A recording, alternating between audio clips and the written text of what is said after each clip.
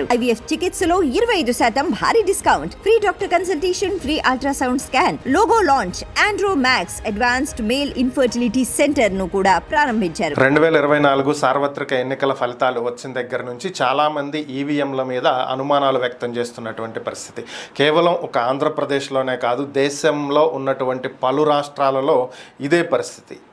దాదాపుగా చాలా రాష్ట్రాలు ఈవీఎంలను వ్యతిరేకిస్తున్నటువంటి పరిస్థితి. రాష్ట్రాలంటే కొన్ని రాజకీయ పార్టీలు, ఆయా రాష్ట్రాలలో ఉన్నటువంటి రాజకీయ పార్టీలు వీళ్ళు వ్యతిరేకిస్తున్నటువంటి పరిస్థితి. మన ఏపీ విషయానికి వస్తే వైఎస్ఆర్ కాంగ్రెస్ పార్టీ ఈవీఎంలలో ఏదో పొరపాటు జరిగింది, లేదంటే ఇంత ఘోరంగా 11 సీట్లకి వైఎస్ఆర్ కాంగ్రెస్ పార్టీ పరిమితం కాదు అనేది వాళ్ళు వ్యక్తపరుస్తున్నటువంటి అనుమానాలు. సో ఈ నేపథ్యంలోనే ఒంగోలు నియోజకవర్గం నుంచి వైఎస్ఆర్ కాంగ్రెస్ పార్టీ తరఫున పోటీ చేసినటువంటి బాలినేని శ్రీనివాసరెడ్డి ఒక 11 పోలింగ్ బూత్ల మీద తనకు అనుమానం ఉంది అని చెప్పి వాటిల్లో రీకౌంటింగ్ నిర్వహించాలి, మాక్ పోలింగ్ చేయాలి అని చెప్పి ఎన్నికల కమిషన్ని కోరటం, దానికి తగినట్లుగా ఆయన 5.5 లక్షల సొమ్మును కూడా చెల్లించడం జరిగింది. దీంతో ఎలక్షన్ కమిషన్ కూడా రీకౌంటింగ్ నిర్వహించడానికి ఏర్పాట్లు చేసింది. ఈ నెల 19వ తేదీ నుంచి 24వ తేదీ మధ్యలో ఈ 12 పోలింగ్ బూత్లకు సంబంధించి మరొకసారి రీకౌంటింగ్ చేస్తామని, దీనికి సంబంధించే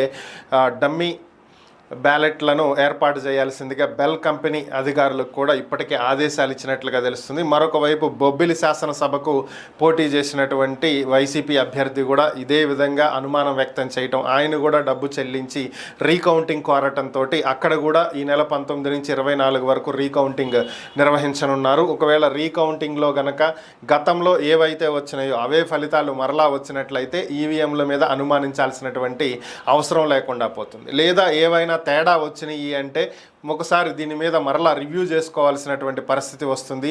ఈవీఎంలు హేతుబద్ధమైన ఈవీఎంలని ఉపయోగించడం అనేది కరెక్ట్ ప్రాసెస్ అయినా లేదా ఓల్డ్ బ్యాలెట్ విధానానికే వెళ్ళాలా అనే దాని మీద మరొకసారి చర్చ నడిచే అవకాశం ఉంది.